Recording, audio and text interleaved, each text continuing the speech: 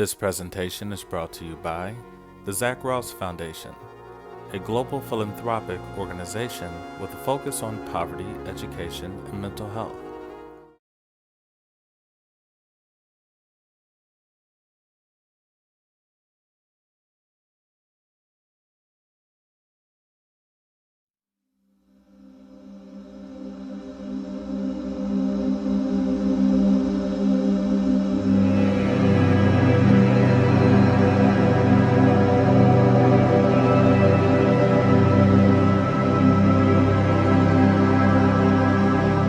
Like they do, like mess up and get things wrong or don't remember certain things. Yeah, like when I take a test, it's like poof, everything go blank, forget everything.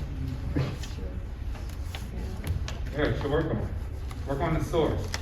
Today I want to talk about just kind of random off topics dealing with psychology so that we can kind of focus on taking the exam and everyone doing well, so we're not getting into chapter 4 at all. But will be a space where we can talk about other topics within psychology, right? That's not necessarily the book will get too deep in detail about, but that we can use to understand more about the field of psychology. And so, I always talk about why psychology is so important. Can anyone reiterate why psychology is so important to you? That there's no one in this room that psychology is not important to. Why would that be? What is the case, the argument? Yes, sir. Using everything, How so? every like aspect, like using all like a lot of careers, stuff like that. How so? Like Hmm? like I don't know, Like, what does I guess it my do? FBI agents can use them too. What's that? Like for example, like FBI agents. You know, FBI so you agents? see, like how a person like you know what they do in their life. To profile someone's character, right? Yeah. Who are you? What is your personality? What are you least likely to do? What are you most likely to do to commit a crime, right? Yeah. What does a particular crime, what does that look like demographically, all these different things, personality. And so I want to kind of get to the genesis of who we are as people and our problems, our issues, right? We all have problems. To be human is to have problems. We will all die, so therefore we all have a problem, correct? No one here is immortal. It means to exist, to live is to have problems. Some people live in a bubble in their head, meaning they can't see anything beyond their immediate environment, right? Which causes a lot of anxiety once they leave their immediate environment. The world is a very, very big place. I know that you hear that and it always sounds kind of cliche, but I've been around the world, all over. This place is huge, right? There's people with all different walks of life, different ways of thinking, living. Some people who don't even recognize a lot of Western psychology because of their history and culture, things of that nature. So what I want to talk about first is nature versus nurture.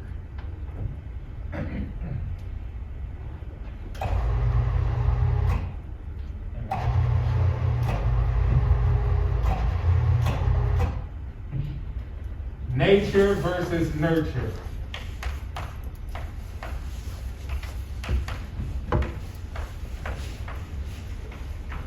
What does this mean? What does nature versus nurture mean?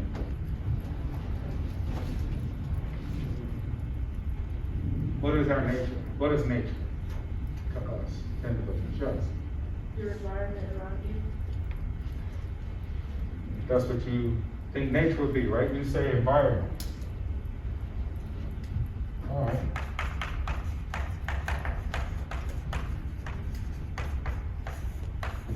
Anybody else? Anybody disagree with that? Agree? Disagree? Philosophical sort of perspective? Yes. Maybe it's like something that's like normal, so like it's someone's nature to like do this, or it's someone's like nature to do that. I don't know how to explain it. So you say nature is just normal, right? Well, we would define as normal. Hey, this is how things go around here, right? Okay, that's a good argument. Anybody disagree? Anybody got a different definition of what nature is? Kind of agree with what you said, like human nature. Like, Okay, expound on that a little bit. Like, try to dig deeper on that. Like, what would that mean? What would human nature mean? like, for example, say somebody, pick with somebody else. It's like it's human nature to, defend yourself.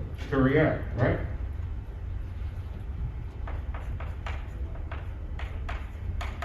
Flight or fight.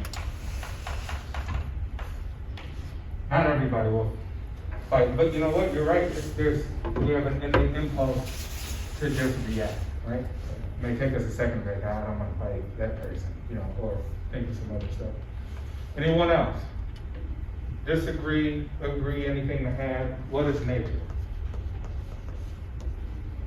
Can we place nature into any sort of computer terms?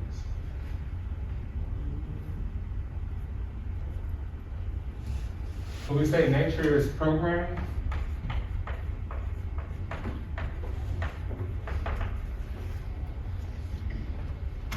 Anyone would agree that nature is programming? Or disagree with that statement? That you are programmed.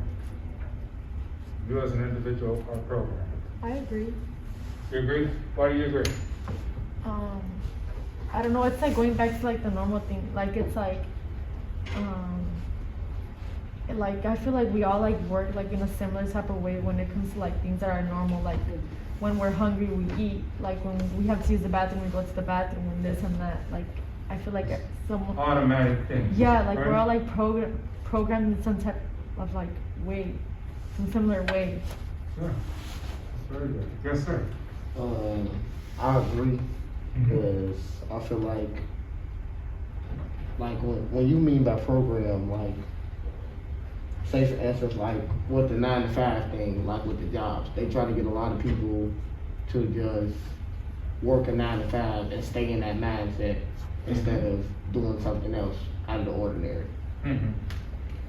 So let's just say process, right? So you're saying there's more process. You have an automated process here, right? Everybody's just gonna do the same process over again. Anybody want to expound on why we're programmed? What are we programmed about? What's programmed about us as human beings?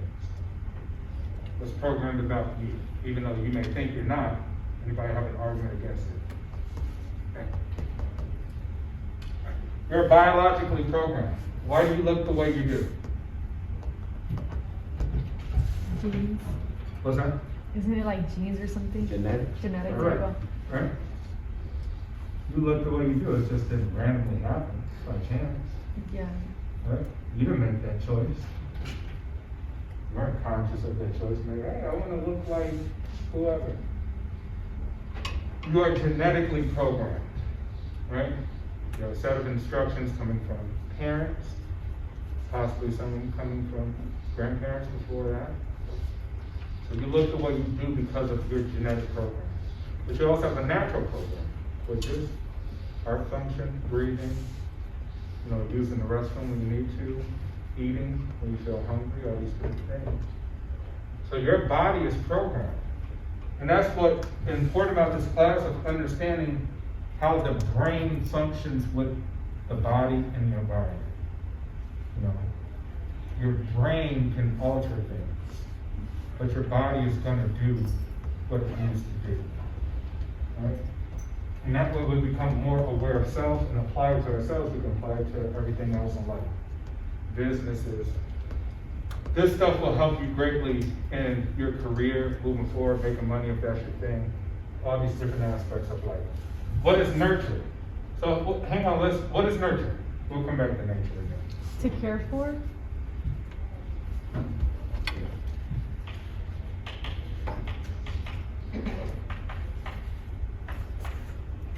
Care for, what do you mean?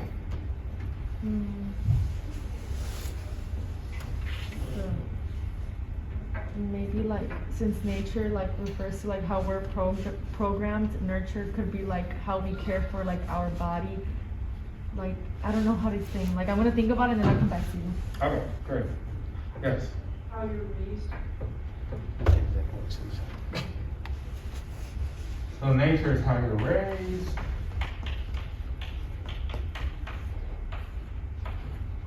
What else? What is nature?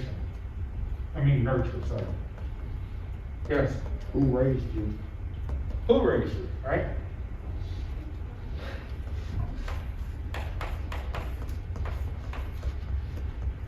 Anyone else want to add to nurture? What is nurture? Yes, sir. The environment you were brought up in? Environment.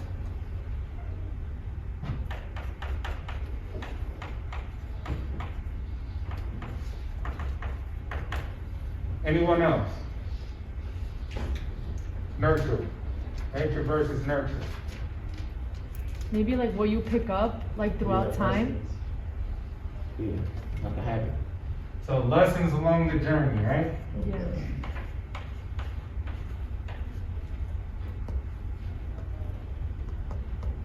How do these differ? How do these two things differ from one another? Can anyone see Yeah. these things and be like, hey, these things are different? Or would you say they're the same? They're different. They're the same? Different. They're Different but the same. Like I don't Yeah, know. they got similarities, but they not exactly the same. Can anyone draw an inference to say, well, what's the difference? What's the main point here? What's the main difference between the two? Yes, sir. I mean, in one, I feel like you could change, Yeah. and in the other, you can't. Like they're saying genes, you can't really change those. But for nurture, as she, going back to the point she brought up, about the body, if you dislike your body, you can change about it. You can change it, you can nurture it. Mhm. So we're saying change. One has the ability to change, the other one really does not, right? You're saying nurture, you can maybe change, Yeah. right? Nature, you can't. Yeah, it's programming, this is what it is. Yeah, that's an excellent point, right? Simple way of looking at it, internal versus external. Internal. Nature's internal. Programming is set. We're born with it, right? The software is in there. This is what it is. External. Hey, I grew up in this neighborhood. I came with this money. I went to this school. I was fed this way. I did these athletics. I learned this. I read this book. I went to this class. I dated this person. Right? Internal versus external.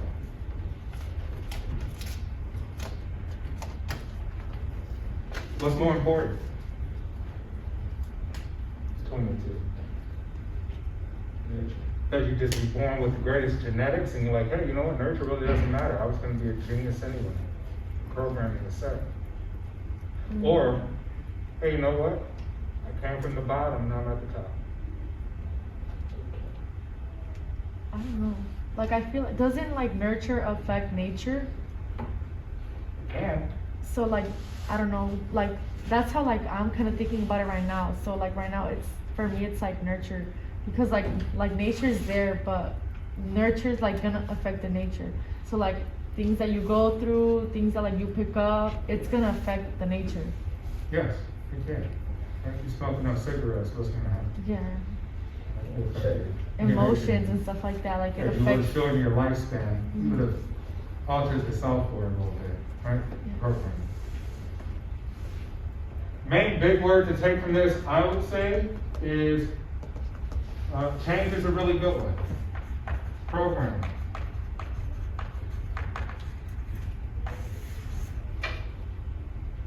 Nature programmed us, but we're also programmed to our external environment. Give me an example. How are you guys programmed to everything you do outside of this classroom? What you mean? How are you influenced to be programmed to do the stuff you do, act the way you act, buy what you buy, eat what Obeying you the eat? laws, What's that? like obeying the laws, some people choose to, some people choose not to. Right. So you say laws are part of it, right? Yeah. Saying laws, okay. Why stop at the red light? Who cares?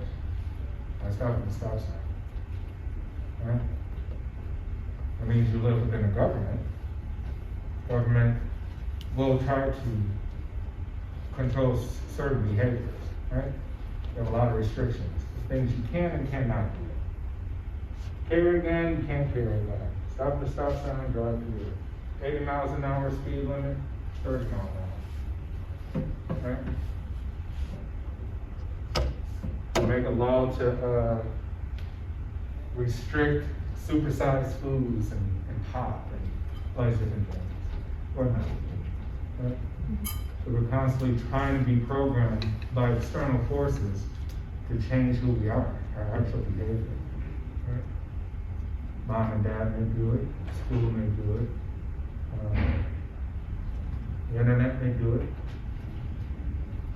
Who knows what social proofing is? Social what? Wait, what's it? Social proof. Social proof.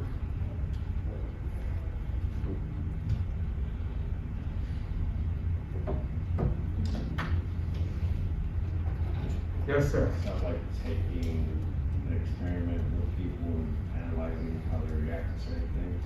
It could very well be an experiment. No, it could very well just be part of everyday life in society. Right? Social proofing is basically validating certain things because the mass amount of people says it's right. Right? They've confirmed this. Therefore, you accept it. Like Family Feud. What's that? Like Family Feud. What do you mean like Family Feud? Top 100 people says. Yeah, that's a very good example. Top 100 people we asked, right? Which means that the truth of the matter is, are you really you? Are you you? Are you your true self? Who feels that they are their true selves? You feel that you're your true self to the core. Yes, sir. Okay. Anyone else? Who feels that they're not their true selves? Or that they may still be evolving to find true Yeah, self? yeah. Yeah. Okay, you're still on the journey, right? You don't never stop evolving. Okay. But you acknowledge that, you have awareness that you're still on the journey evolving, trying to figure out who you are. What are some other mediums that can influence us? That can shape who we are? Music, foods. TikTok. How so? How does music do it? What does music do to the brain to shape who we are?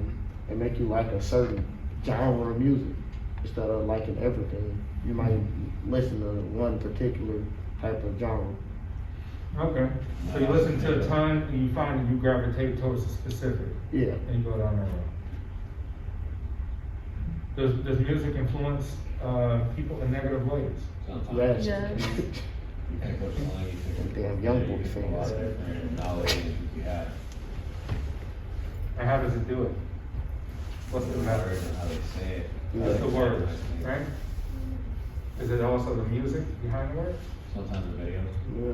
Yeah, the video. What's more impactful, television or music? Music. Music. Television? How so? I mean, like everyone watches TV, like at a young age, like people start watching TV, they start seeing things, they start picking up things. Like music, yeah, they do that too, but like at first, like I don't know, because like my parents, like they wouldn't like let me listen to like certain type of music. But like TV, like everyone picks it up. Like you're always like gonna be watching something. Like you're always like on your phone watching YouTube, watching TikTok, watching this, watching that. That like all falls into the TV category. Therefore, like at a young age, like I feel like TV is like basically like more like in the influence type of, you know. Yes, sir. I feel like that's going back to the nurture, because the way I was raised, I listened to a lot of music. Like they played a lot of music in the household while they was cooking or cleaning. So I watch TV, but I listen to more music than I watch TV. Yeah. Okay. So your upbringing really has stayed with you to influence your behavior today, Yeah. right? You're not some oddball in the family or anything. You just you do similar things to what the other family does? Who here finds that they're an outlaw within their family group? Well, An outlier. But they think different, behave different, different beliefs. somewhat, but What are you gonna say, sir? I do. How so? Just the way I grew up, who I grew up around, my parents weren't used to that. Where do you think that comes from? Influence, right? Being able to have street smarts and book smarts, something that wasn't around where I was from. You had one or the other, you didn't have both. So you feel that you've been in environments probably a little bit different than those like your parents or something? Yeah, 'cause my parents wanted me in the house all the time, where I was an active kid, going out in the streets late at night, doing things for friends. They weren't used to that, but at the same time, I understood when to do things and when not to do things. Yeah. Therefore, what he's saying is if you can change your environment, you can change your behavior, correct? Yeah. Even though you have the same genetics, correct? Yeah, that's why I also agree that I think music is more influential now due to the fact that most of us don't have time in the day to watch TV. Most of the time we're walking around going class to class with AirPods, earphones in, listening to music for hours on end. Yeah, and those are all great arguments.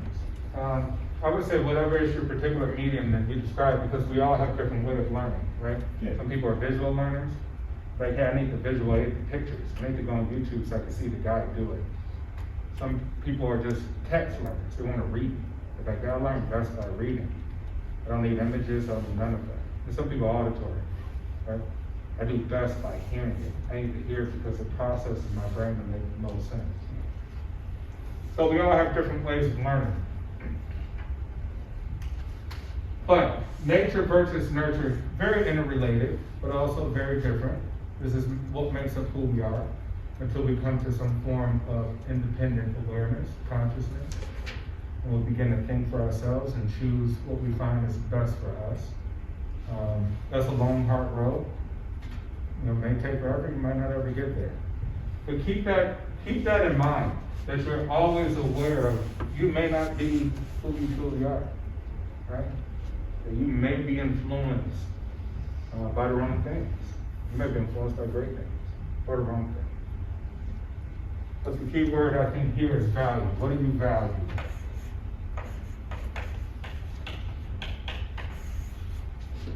I teach business as well too, right? And one of the concepts most people don't understand is value. People understand price. Like, hey, this costs this much. And people can understand the math behind it, the arithmetic, but they don't understand the word value. What do you value? Why is something important? Do you have an absolute reason why something is important to you specifically? And that's a real question to ask yourself as we're learning more about ourselves in this class, right?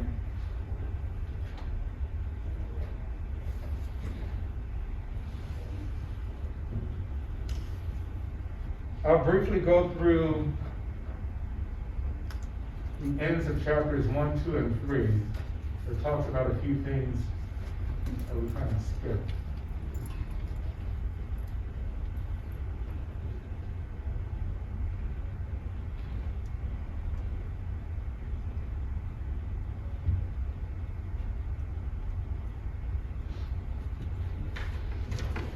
Quality of life.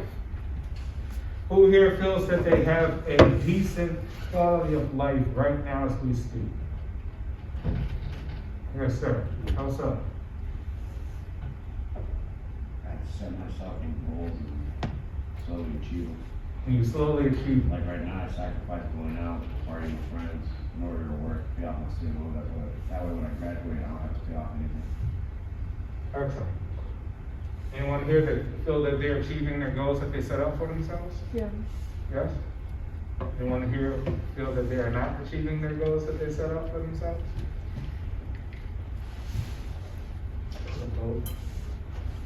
Both. yeah, But you plan on changing that, right? for sure. Absolutely.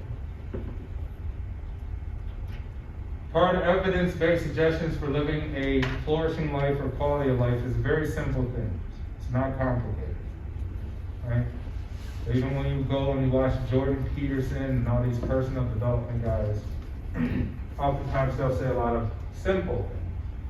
Because we often think that the world is very complex. How do you make $1 billion? You're like, oh, it's super complex. You have to do what Bezos did. Like, no, that's not true. You know, absolutely not true. Very simple fundamental guides that the average person actually is not disciplined to follow. Especially nowadays, because we have too many distractions. Right? One is getting a full night's sleep. 8 hours is best. Between 6 to 8 hours is good. Anything less than that, and actually anything more than that, could be very hurtful to you. Exercising. I have to exercise every day. Small amount of exercise a day will lead to a good quality of life. Setting long-term goals with daily aims. We all have big ideas. Nobody really puts them into practice, right? You always think of that book you're going to write, that company you're going to start.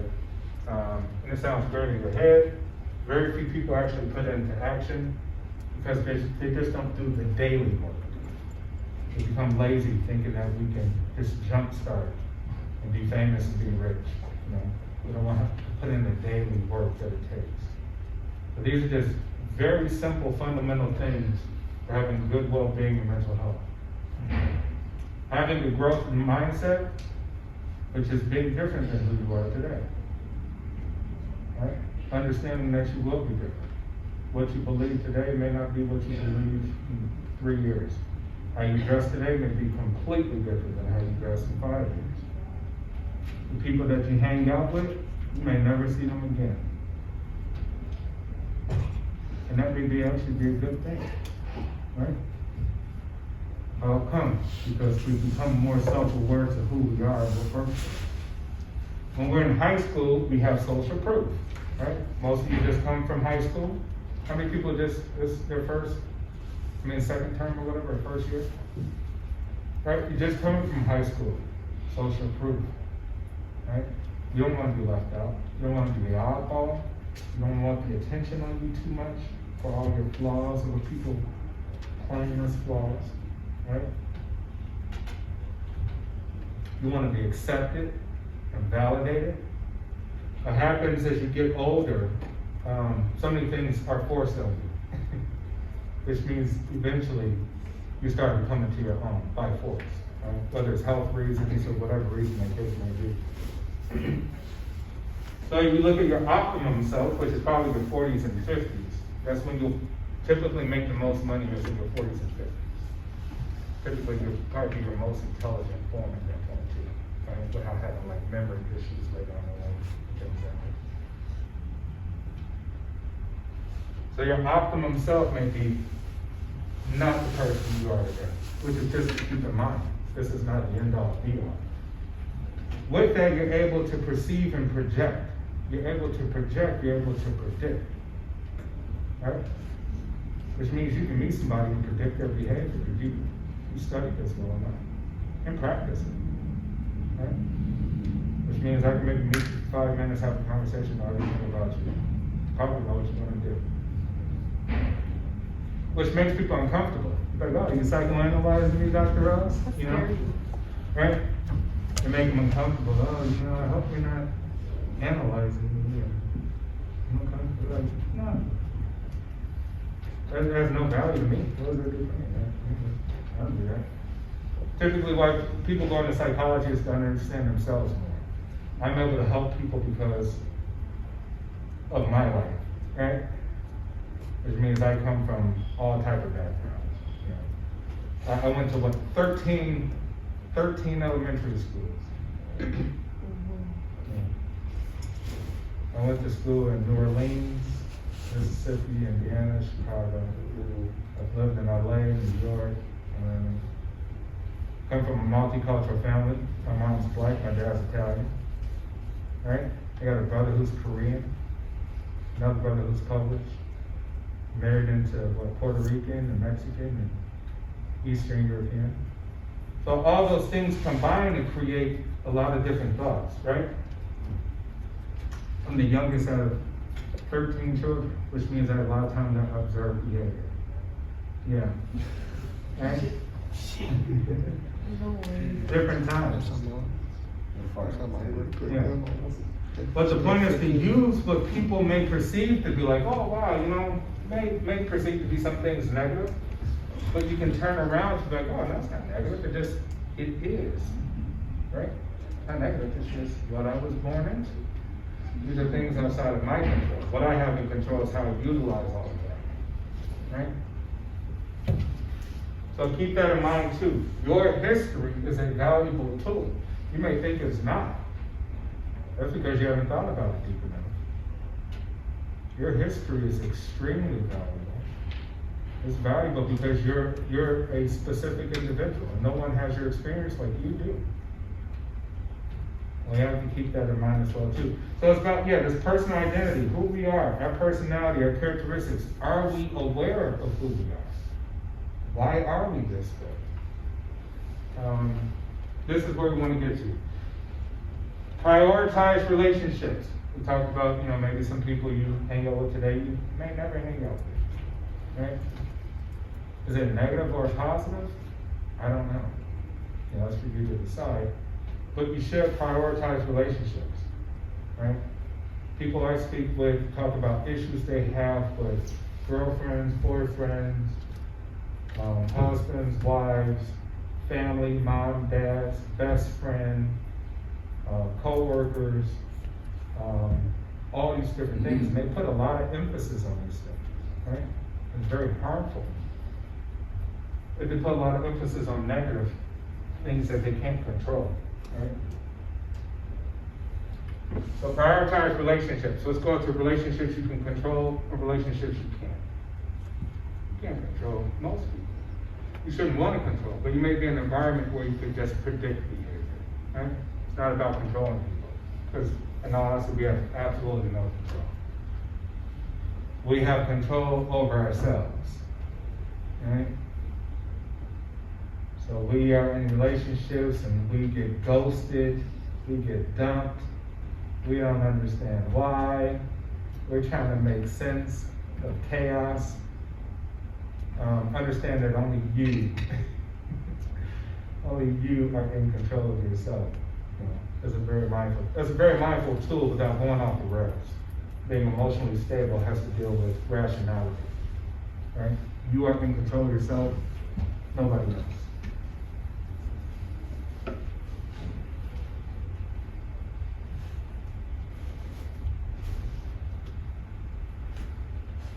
Evidence-based suggestions for learning and retaining information. Retention of information is very important in learning. Memorization has value. It's not the full process of being intelligent. Intelligent is a very subjective thing, right? IQ tests and all these different things. And someone who said they have anxiety about exams. One way to clear that is to say, hey, why do I have anxiety about this subjective exam? This exam may not influence my life greatly, but I want to do my best. But this exam is not the end all be all. In which case you escape from that moment. You escape from the moment and go somewhere else. And you're looking at a bigger picture as opposed to that present emphasis. Which just builds confidence. So these are just tricks of the trade, building confidence and stuff. How do we build more confidence? Hey, Professor Ross, I'm not that confident. I'm an introvert. I don't like to talk too much, right? I don't want to draw too much attention to myself. And then I'm asking what you want to do in life, and you may need to do the opposite, right? So we need to work on these things. So practice self-testing and rehearsal. Practice taking that exam. Rehearse taking it. Not even practice like taking, like looking at it, but rehearsing like the mental state of mind you would be in with taking an exam, And it's kind of like acting. You say, hey, I'm going to portray a guy taking an exam. How sweaty is he? How anxious is he? And then you'll probably figure out why you are. And then you'll be able to control it. It's about controlling, right? Remember, in this life, to have is nothing. Someone say, hey man, I got a giant house, a nice car. I have this, I have a great relationship, right? We can all get that stuff. To have is nothing, but to maintain is everything. Not everybody can maintain or manage things, right?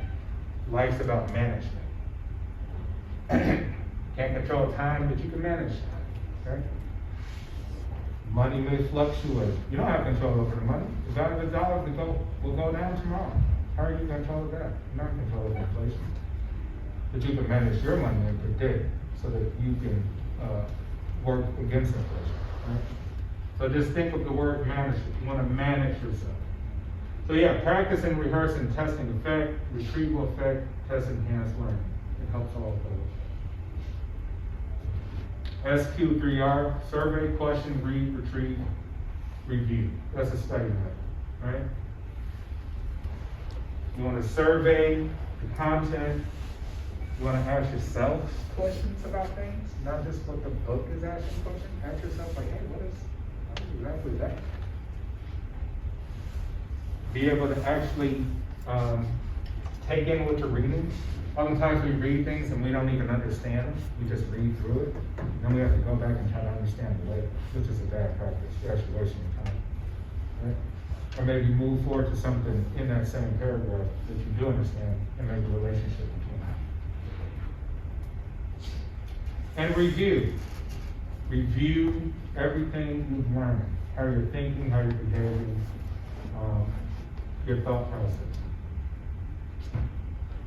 And other stuff is pretty self-explanatory, right?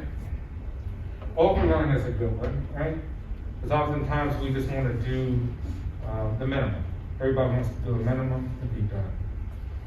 But if you do a good practice of overdoing anything, you always have an edge of everybody, which means you got less work to do next time. That's what people don't understand. You know, less work to do next time because you've already gotten ahead of everybody else.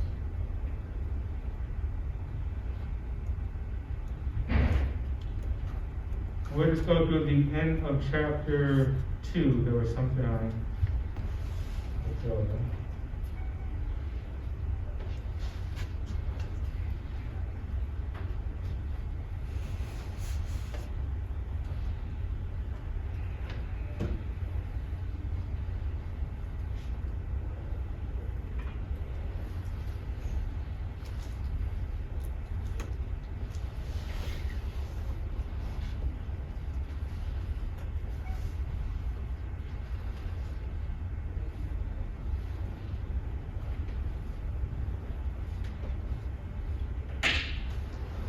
Do we understand really how genetics work? How evolution happens? Well, we also can argue against evolution too. We can do that too here. Maybe a psychological argument, right? Nature versus nurture. Nature is telling you that you should probably mate with somebody who will give the optimal genes to carry on. Nurture will say, hey, I like that person because they're really attractive. They got a lot of money. Right? What other reasons you can think of? Personality. Yeah, personality. Do opposites attract, or is that a myth? I think they do. Meaning, do they in long-term relationships versus people who have more similarities? If you had to bet between the two, which way would you go? You say how about? Like, if you run into somebody that's completely different from you, you might have like a sense of curiosity. Know more about them, like what they do, like how you different from them. Okay. Anybody disagree? That to find a similar mate, well, in a longer relationship on that, I agree with him. you say opposite? No, I said I agree with him. You agree with Yeah. And then I feel like similarities? if like two people are like exactly the same, it'll like be more like problematic in like the long run. Mhm. I don't know. I think that opposites attract. Yes, sir. You can't have opposites in the sense of values, right? Correct. I can't think that, it's not okay to hit people in a relationship and my partner think that's okay, Mhm. because that's not gonna work out. Mm-hmm. But I can be an extrovert, and they can be an introvert, and that'll work really well, because we We're gonna kind of come together, create this meeting. Right? So yes, the data shows that people who are more similar within a value system tend to have longer relationships than opposites, right? Which means opposites sound great initially, but as time goes on, it becomes an extreme problem because you're not thinking of the other external factors in that. People's families that you have to engage with, right? Not just marrying somebody and isolating them from everybody else forever. It doesn't work that way, right? So to have similar values actually link to longer relationships than finding someone completely opposite. I would probably use what this gentleman used, the word values, right? Principal values of similar beliefs and things like that. Tend to last longer. Think of somebody, you like them, but they speak a totally different language from a totally different culture. Now you gotta try to learn their culture and learn their language. But you're gonna try to work it out anyway. How difficult is that? That's extremely difficult. And you can like them, nothing wrong. You think they're great, and nice, and everything else. But eventually we'll have a lot of anxieties down the road dealing with all types of things. How come? There's a lot of things outside of our control. Their family may hate you. Now you got a loving spouse, and you're just like, oh, okay. You can't control that. They hate you. Why? They hate you forever. It doesn't matter. Bias, prejudice, stereotype, racism, it doesn't matter. Cultural differences. Whatever reason people concoct to hate people. Right? So what I'll do next class is, I'll let you guys go. What I'll do next class is talk about 50 popular myths about psychology that you don't were true that are actually the opposite. Things like we don't use 50% of our brain. Things like that. So yeah, Friday, everyone understands how the exam is going to work? Makes sense? We'll do that on Wednesday, how it's gonna work. Yeah, I'll reiterate towards the latter of class on Wednesday. What to expect, how it's going to go. Hey, number one thing before you go, the psychology class, you're taking an exam. You need to come in here relaxed. If you come in here relaxed, just try it as an experiment. Hey, you know why I get the exam on Friday? Professor Ross's class, I'm coming in here relaxed, and I'm not going to sweat it. And watch how awesome you do on the exam. This presentation was brought to you by the Zach Ross Foundation, a global philanthropic organization focusing on poverty, education, and mental health. We hope you've enjoyed.